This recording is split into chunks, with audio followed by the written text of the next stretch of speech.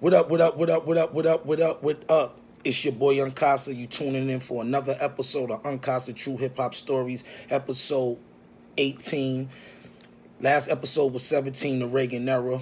I gave y'all a little glimpse of my life. Thank y'all for subscribing, liking, commenting, and taking that episode way over 10,000 views. I appreciate y'all very much for the subscriptions, the likes, the comments, and the donations. If you are, like I said, you don't have to donate, but if you do donate, I really appreciate, and I will, like, at the end of the month, I will let y'all know who donated money to the show. The donation cash app account is Zoribear, Xoribear, Zoribear, which is my pet name for my daughter. But like I said, regular scheduled program. Let's get back into it. Last episode was the Reagan era. It was kind of touchy.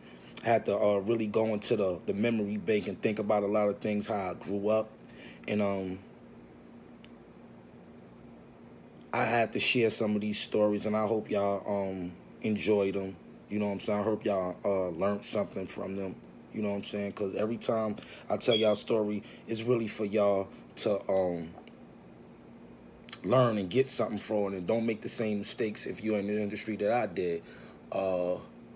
Everybody that always say, yo, change your battery and your fire alarm, it's connected to the building, so it don't come with the batteries. So I gotta really see what's up with the landlord or the super and see what they can do about that sound, that beeping sound, because a lot of people be thinking it's their fire detector and it's not. So shout out to the people that's always say, yo, get the beeping sound out the episode. So until then, just block it out. Today's episode is called 378 South Washington, and that's an address to the famous Firehouse Studio, which was the Skull Gang Studio, Jewel's studio. You know, a lot of classics was recorded in there. A lot of stuff happened in there. A lot of people before they made it. One of their first stops was Jewel's studio, 378 South Washington, Bergenfield, New Jersey. So y'all know what part of the show this is. If you ain't rolled up, start rolling up. If you got to roll up and it's rolled up already, light it up. This nigga never got no light. Hold on, man. Got it? You too. You don't never got no fucking light neither. Hurry up and roll up. Niggas want to hear the story. Damn. Alright, but you need the light too? Alright.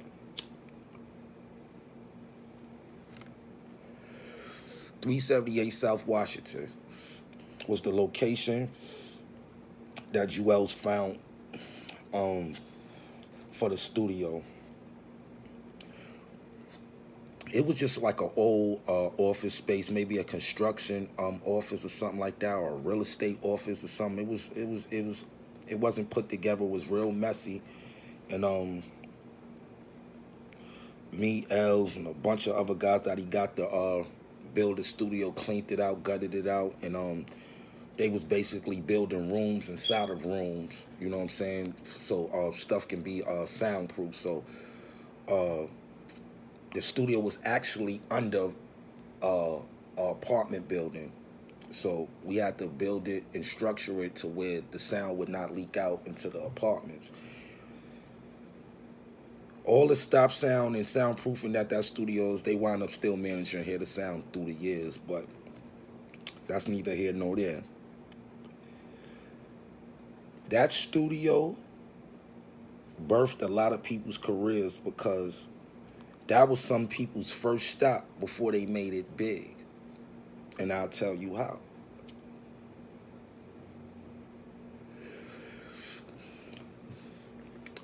Around 0405, Jewels opened up the studio. Plush, red carpet everywhere. Black and red leather sofas everywhere. And that was basically the theme of the studio, red and black. He had flew on this artist. I forgot what state he's from, but he wound up drawing a diplomat logo on one of the walls, which came out so perfect. It looked like it was stamped on the wall. Els made it comfortable for whoever that was going to be working in the studio be comfortable, you know what I'm saying? Plush Studio. This is the time when artists are starting to invest in themselves. And for helping Jewels build a studio, he told me, yo, as soon as we open this, you got the first mud in there. Make sure you gotta lock out. Make sure you got some songs together, because as soon as it opened up, you in there. So that's what happened. We started recording. A lot of songs that y'all love was recorded in that studio. The Cops is Coming, among Jewels, What the Game Been Missing album, Summer Jim's album, Summer Cam's Purple Haze album. A lot of albums was recorded. The Skull Gang mixtape. A lot of material that y'all grown to love was recorded in that location, 378 South Washington, Bergenfield, New Jersey. A few artists came through that studio before they blew up. One of the artists was Nicki Minaj. We was straight DVD heads. Every day I would come to the studio and bring a new DVD. And I used to always get Smack, Sub-Zero, shout out to Smack, shout out to Sub-Zero, shout out to who else we used to watch like that, Fendi's, The Come Up, etc., etc. So we popped in a Come Up DVD, and Nicki was doing one of Biggie joints over. She was sitting in a tub and all that. And Els was like, yo, shorty tough. Yo, I'm gonna fuck around, try to size shorty. We need to get shorty. I'm like, yo, nah, I ain't gonna lie. She got a couple of joints on Fendi joints. She's tough, right? He was like, nah. Somehow, I either think through Slow or Root Spitz and them, or maybe SAS, somebody that was out in Queens like that, got Nicki to come do a verse on a song. We all in the studio vibing. You know, Nicki was in the booth. She came and did a verse. You know, me and Els knew who she was. A lot of other cats in the studio ain't know who she was. So, you know, when guys see a female rapper, you know, some niggas usually got some smart shit to say, or, you know, something. But for the most part, nobody can really say nothing because she was spitting some shit. So I remember Bezel had came in the room. Shout out to Bezel. And I think they was playing Nicki's verse back. And the verse had stopped, and Bezel had said, yeah, that shit sounded like hot toilet bowl water. And everybody started laughing like that shit, because the way he said it was like, as soon as the music stopped, he was like, man, that shit was hot toilet bowl water. And everybody just laughed. Nicki just sat there like, kinda had the serious face on and shit. Yo, niggas was like, yo, like telling her, don't mind him, he a jokester, like that's Bezel, he a funny nigga, like he snaps on everybody, so don't take it personal. So I remember it was like an awkward moment. Like after that, Nicki never came back to the studio again. She never came back to Jewel's studio ever again after that. I remember one time, me and Els, we came in from like one of his interviews, and Cam had a session at his studio, and he was doing a song with Bootsy Badass and Lil Webby and Webby. And we came in, Bootsy had said what up to us. He had just got out the booth. Like, soon as we walked in the door, Bootsy had got out the booth. He had gave Jewels a pound. Like, what up, man? What that shit that y'all call the piff? I want the piff, man. Man, I want the piff. What y'all smoking on, man? I need some piff. I don't want this bullshit that we had got from some nigga downtown at the office. I want some piff. Where that shit at? Bootsy need that piff. So we go in the control room. Al's giving him some weed. You know, he chilling. He got on like a lime green Atlanta Hawks jersey, Atlanta Hawks hat. You know, Bootsy, you know his flavor. He loud and fly. The nigga Webby ain't say nothing to nobody. The nigga ain't give niggas a pound. He ain't greet niggas. He ain't saying nothing to nobody. We kind of was looking at this nigga like, the fuck? This nigga ain't gonna even say what up. We brushed him off. The song they was doing was Suck It or Not. I don't know why they was taken off the song, or why they wasn't on the original song, that because they was on the original version of Suck It or Not. Later on, Lil Wayne became the feature of Suck It or Not. So that's the song they was recording that night, Suck It or Not. Webby was singing on the chorus, and Boosie had a verse. I think both of them had a verse too, but they was both on that song. But when I heard it originally, after that, it was Lil Wayne on it. How it happened, I don't know. Why it happened, I don't know. I just know they was on the original version of Suck It or Not. One day, Busta comes to the studio. Busta loved us to death. He comes to the studio one day with one of his new artists. I forgot the kid's name at the time. But he was just like, yo, I'm coming to hear some shit. I know y'all got some shit in here. Yo, Els, you and this Unkasa nigga, I know y'all got some shit in here. So we was playing some music for Busta. And Busta was, just chilling. Guess he was catching come to because he wasn't smoking at the time. And he was like, yo, what's to eat around here? So we was like, yo, we be getting, it's Pizza Hut, it's a diner right there, and it's a restaurant across the street called Chicken and Rib Crib. So he's like, the chicken good? So we said, yeah. So we go, we told him we be getting the 14 karat wings. So we send my man Nick to the restaurant to get the food for him. He get the chicken. Busta maybe ate like 4 or 5 of these wings. He said, yo, Joels, this motherfucking chicken nigga is so fucking good. Where the fuck these niggas from? This shit make me want to bully foot kick this shit out my mom's. This chicken is good as a motherfucker. So we just started laughing. He was like, nah, we taking some of that shit to go. That shit fucking fire. Man, who the fuck cooked that chicken? Somebody grandmother with some furry flip-flops back there cooking that chicken.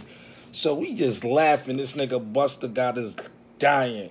That was some good-ass chicken. Shout out to Chicken and Rib Crib. Because when they open, they seen us every day at least 4 or 5 times a day. Maybe more than that. And then people that come to the studio come get Chicken and Rib Crib. So shout out to Chicken and Rib Crib, that blue box. If y'all from New Jersey, y'all know about that Chicken and Rib Crib. I heard they not even there no more.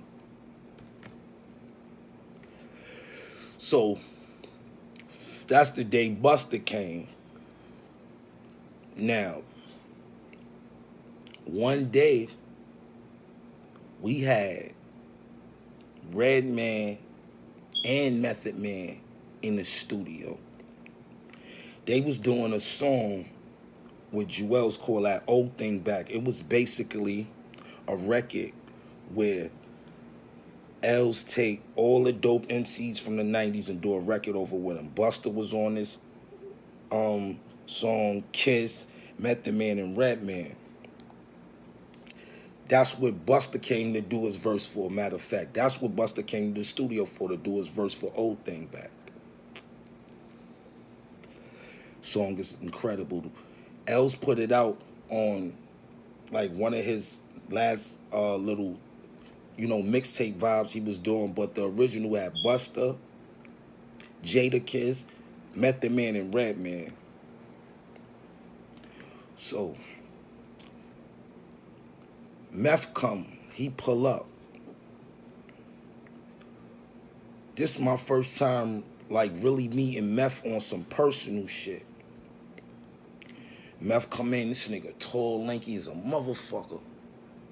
He like, yo, what up, y'all? What's up, niggas? Chilling? Word, coolin'. So he was like, yeah, he was just chopping it up with us. He was just telling us about old Wu-Tang days and shit, how they came up and shit. He was like, man, back in the days, we was high as a motherfucker, smoking the cow. And that's when niggas started fucking rolling, you know what I'm saying? We had mad weed laying on a board console.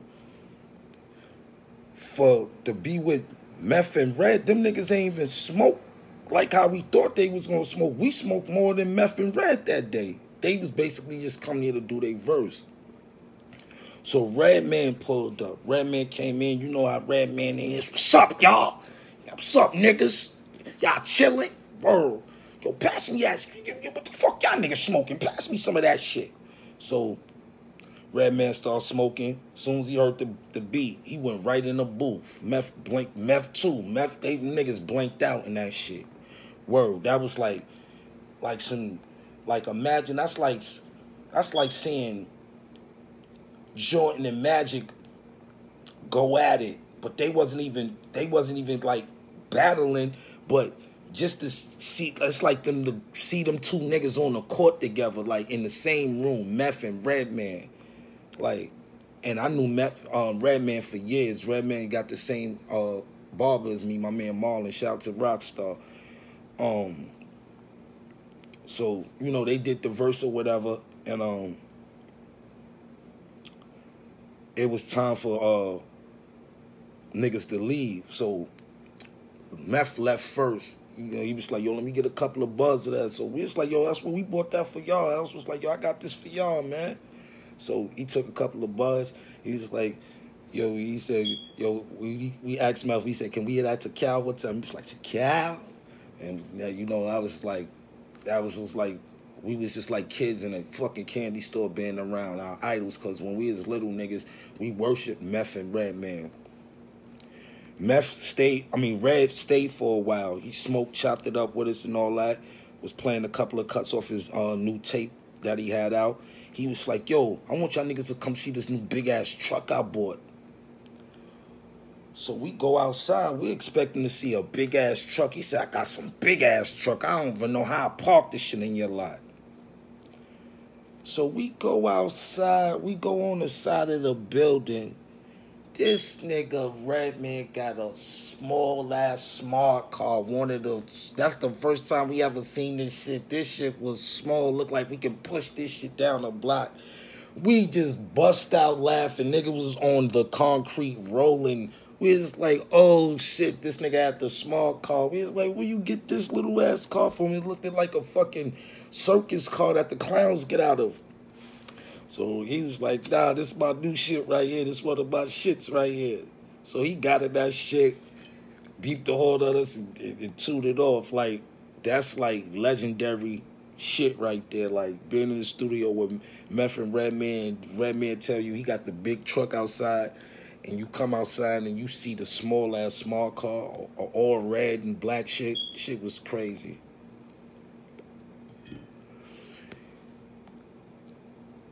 Like I said before, Chris Brown came near T.I. Tell you how Lil Wayne got the concept for the Fireman song. One day, Weezy come near, chilling. They come meet a producer, shout to Develop. My man Stevie Q brother. He comes to Jewel's studio to listen to some beats, kick it with us or whatever. We've been on Weezy. This is around the time when Weezy had to bring it back from the bottom of the map. Bring it back from the bottom of the map. He had came to the studio.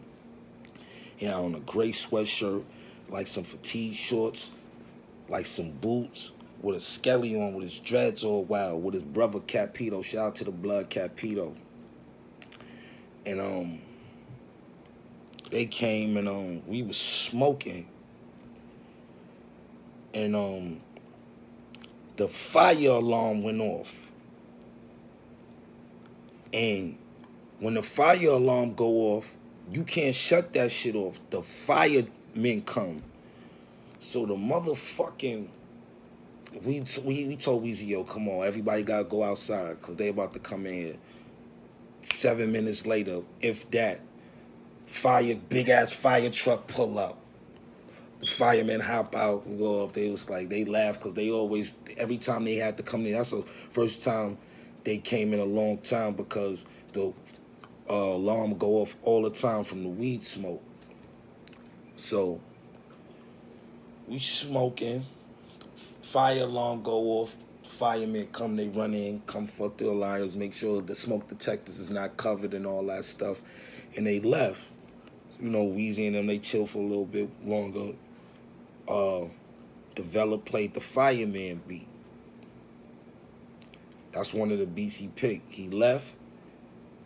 Next time we heard that beat, we heard that shit, the Fireman. And that's how basically Wayne got the concept for the Fireman song, because the Fireman actually came to the studio when he was at the studio with us, smoking weed, and the fire alarm went off. Now, all this is taking place in one building. That's how special 378 South Washington was.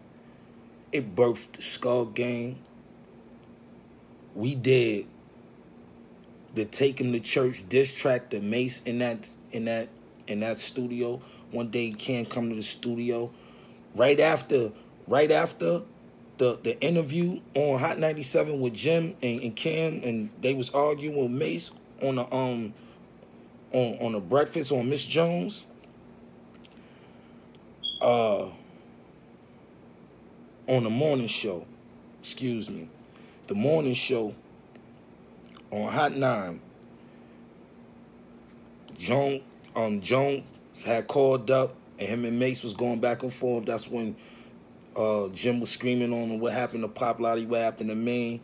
And right after that same evening, Cam came to the studio, and he was like, yo, I want y'all niggas to spit like 4 bars a piece or 2 bars a piece. About to shut this nigga Mace down. So at that time, it was Dipset or nothing. So, nigga, you know me and Els is all in. So, you know, Els getting in the booth and you wasn't woken in this. How we woken them back? And, you know, I came right after them. Give me the Mac, like me working with that. Tell Mr. Rogers I put his brain on a trolley track, not poly that. And Cam went crazy. He was like, yeah, niggas. And, you know, he came in right after that and did his part. But just to go to say that all that was taking place in that building, 378 South Washington, like, that was like a special place for a lot of shit. Like, Jim recorded a lot of his first albums in there. Like, a lot of stuff took place in there.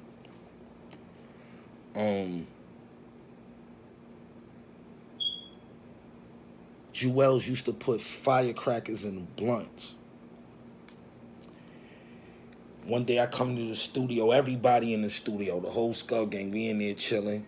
Niggas set me up. Niggas done got caught 3-4. He done caught 3-4 niggas on tape before me. Niggas had the camera set up somewhere you don't even know. Come in, we chilling, vibing. Yo, I got some new beats. It's like a regular vibe. Yo, guys, I got some new beats. Yo, listen to this shit. So I'm vibing to the beat. Like, yo, like that. You just passed the blunt. You like, all right, cool. We had the vibe. Like the blunt. Smoking. Vibing, take another pull of it. You like, yeah, that shit hard. Take that third pull. Pow! Fucking blunter blow up in your face. Niggas used to put firecrackers in the blunts. Everybody else caught everybody with a firecracker blunt. Ain't a nigga in the studio that didn't get caught with a fucking firecracker blunt. Niggas was getting caught with firecracker blunts. Niggas would hit niggas with whole peanut butter and jelly sandwiches.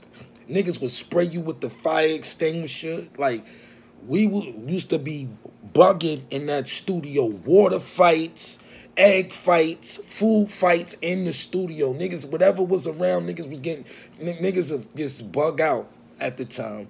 I remember one time in the studio, Jewels had motherfucking just cases of Patron, Rosé, Ciroc, we was making Coco Loso every day for one summer, man. I'm like,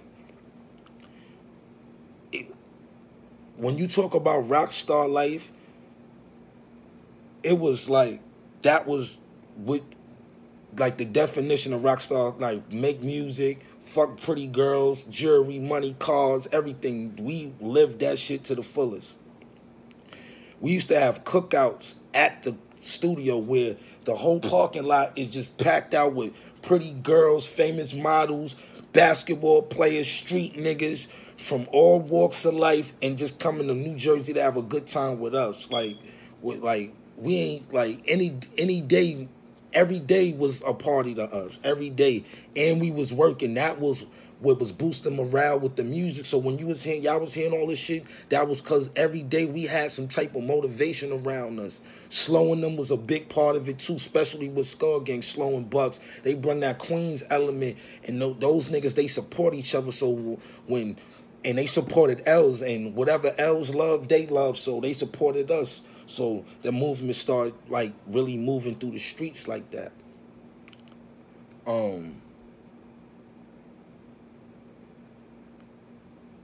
Diddy came to the studio. Diddy came to the studio one day, 5 a.m. He had a token white model with him, pulled up in a Maybach, came through. He was like, yeah, what up, Playboy? Y'all niggas up? I come in here that fire. You up? Get up. You know what I'm saying? Else I'm saying. I told my niggas, like, Diddy came. We drunk the first bottle of Ciroc with Diddy. Nobody drunk Ciroc. It wasn't on the market, nothing yet. He just pulled it out of a black bag.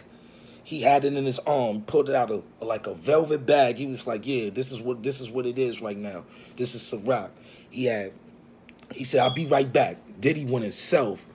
Diddy got in, he probably ran to the shit. He went to the Walmart and got lemonade, came back. Was like, y'all ready, Playboy? Y'all ready to drink this Diddy? Y'all ain't got to call it that, but that's what I'm calling this. This is Ciroc right here. This is the new movement right here. This is that new flavor, Playboy.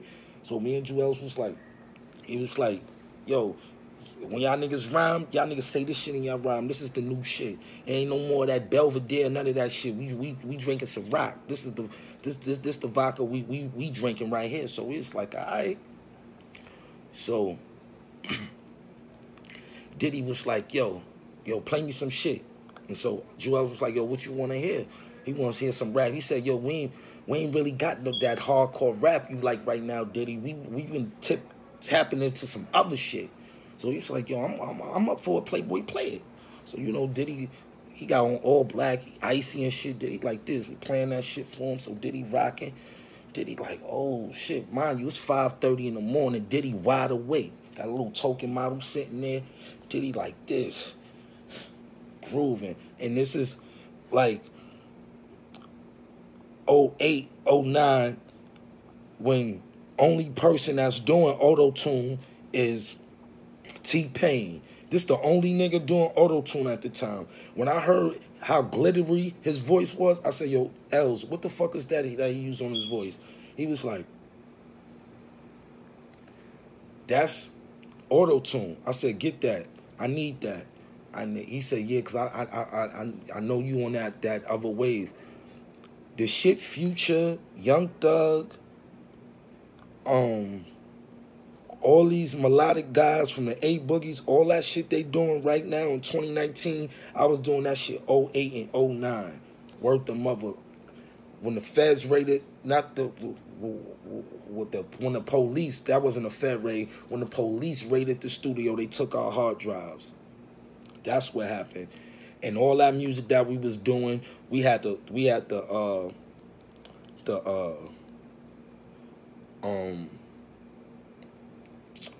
East Coast Chronic album. We had like 200-300 Skull Gang records, Jewel's albums. Everything got snatched up in that raid when they raided the studio the last time. So that's when a lot of that music got taken. Now, back to the Diddy story. So Diddy, we playing a lot of shit. Diddy, Diddy is Diddy, so don't matter how good it sounds, Diddy gonna find something that he can critique and tell you what to do better, and we ain't mind that. So, Diddy was like, yo, when you writing R&B records, when you doing this, the type of pocket you gotta be in, this the type of shit you gotta rap, but this shit is incredible. At the time, Jewels ain't like to play our music for nobody. Like, when I used to play the music, when producers come and niggas used to come in the studio, I play the new records we just did, Els used to be kind of tight, like, yo, stop. Because, niggas, it happens by mistake. Yo, nigga can just be hearing your shit and go to the studio and come up with your same shit just because he just heard your shit. It might not that he biting, but nigga might just catch it, and we got to be careful. Don't do that, bro. You be speeding. Don't do that. So I'm like, all right, bro. But when Diddy came, I guess, from the excitement that Diddy wanted to hear music, Els played the music for him. So probably like a month, 2 months went past. Diddy did the Train to Paris album, I believe, with the Dirty Money, and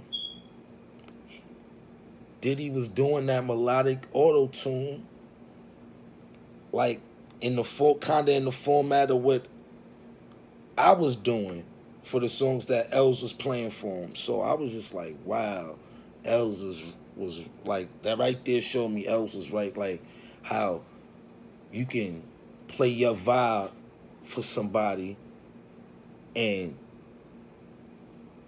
that could become their vibe.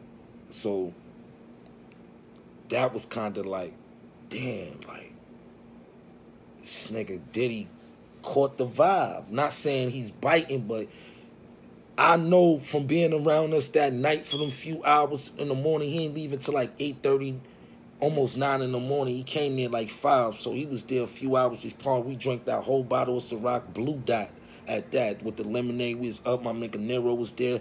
A few others, Tobe Cobain. We was just lit this night. It was like, yo, Diddy came through and popped up on us. And that location, 378 South Washington, is a special location, y'all. I'm telling y'all, I'm giving y'all history. I'm giving y'all shit that nobody know about. The Suck It or Not song. I'm giving y'all Lil Wayne, how he came up with the Fireman song. Well, who got contents like this? Who got contents? Excuse my fumbles tonight. But who got content like this? Like, I was there. I'm telling y'all history that y'all need to know, how things happen in this music business and how the magic happens within the music and even the bad. You got to take the good with the bad with this. But when Diddy came to the studio, he caught that vibe and we heard it within, because we all like, Nero played it, was like, yo, listen to this. And I was like, yo, don't that kind of sound like, I was like, word, bro. He was like, yeah, like El said, niggas catch that vibe. But like, shout out to Diddy. And that location was special, and it was eerie too, because like I told you on the previous episode, our man Johnny J passed away in there. And it was like right after Johnny J passed away, that's when they raided the studio and took everything from us, basically. And that was kind of like the end of that legacy in there. Like, I'm telling you, Chris Brown came and brought the Run It song to Jewels when he didn't want to do the Run It song. In that same location I made Jewels do that record, I told him, yo, this is going to change your life. Foxy Brown came there. Chrisette Michelle, Waka Flocka, Gucci Mane. I wish we had a wall of fame where we roll in the wall, because who didn't come to that studio?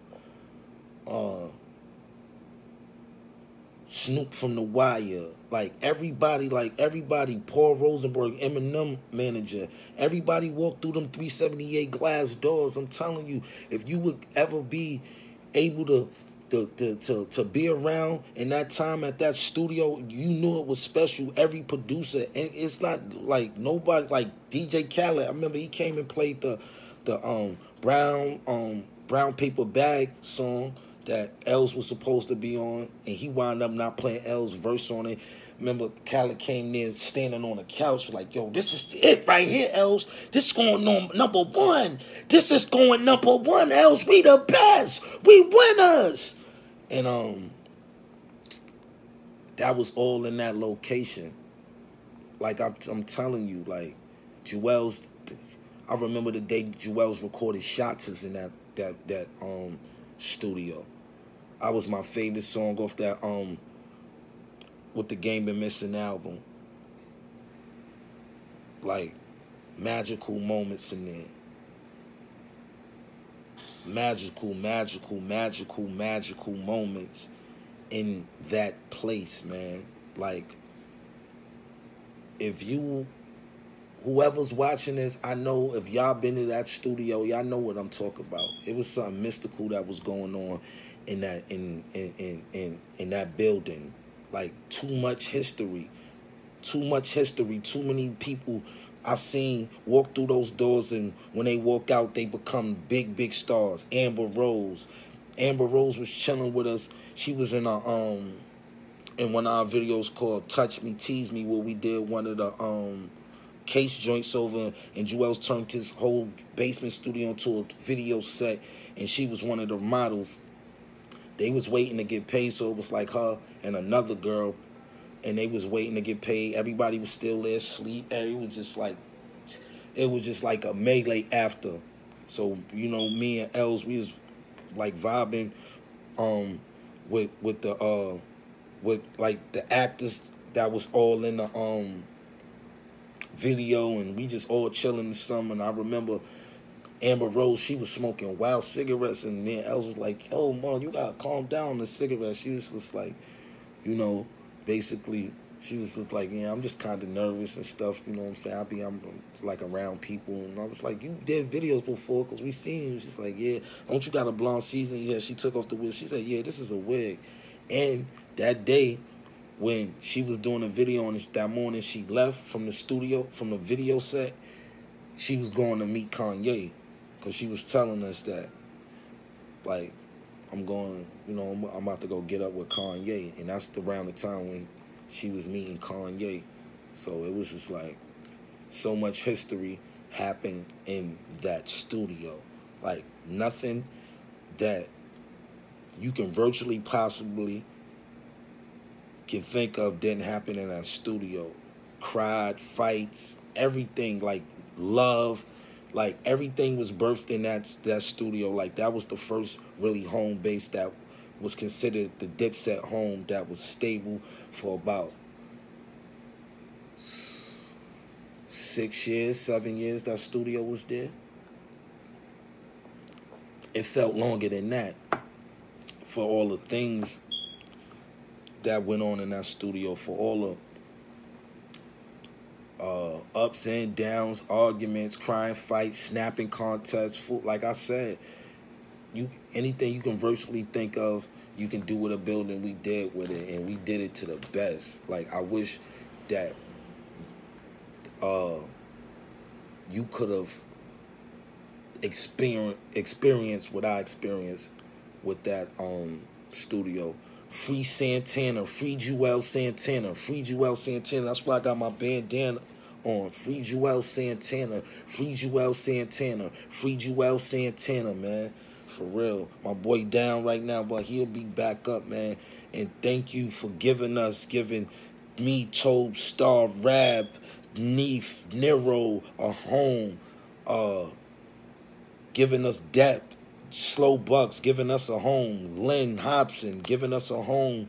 People, like I said, 378 wasn't only a studio, it was a home. We had showers there. We had rooms where we can lay, and that was all on a dime of Jewel Santana. Shout out to Twin. Like, I ain't like one thing for certain, two things for sure, that when Jewel's was at his all-time high, he made sure the niggas around him was working, and he invested in niggas. He put his money up. He definitely put his money up. He's definitely a dude that put his money where his mouth is. It got to a time where he remodeled that studio and had big 50, 60-inch screens everywhere, all over the studios, top of the line Apple computers for us to work on, top of the line studio equipment. Then we turned one of the office rooms into a beat studio. So it was like, it got to a point where it was nonstop working. Like, that building just had different energy in it, man. Like, it's just like, well, we had stripper poles in our entertainment room, cases of rosé and glass rosé displays. Like, I'm telling you, man. Like, I just had to share a couple of those stories with y'all tonight. This was episode 18. Unkasa True Hip Hop Story. Thanks for tuning in. Hit the like button, hit the subscribe, and donate if you could. Donate if you want to. You don't have to. But like I said, hit the like button, hit the subscription, and I'm gonna keep bringing y'all this dope ass content, man. I hope y'all enjoyed this piece. I'm grateful for the feedback I've been getting. I went to the Griselda show the other night, last night, and they showed me Wild Love, mad people talking about the stories and how they enjoy them, how they learning and insight on my life. And I'm just gonna keep giving y'all this raw fucking content, man. Until next time, roll something, like something, smoke something, share something. Y'all know what it is. It's your boy Unkasa, and this is Unkasa True Hip Hop Stories, man. Come on, we not playing. You see this? Yeah, this is by me too. You can get this. This is my merch. DM me for the merch. You already know. It'll be in the description. Don't worry about it. But like I said, roll something, like something, smoke something, share something. It's your boy Unkasa, and I'm out.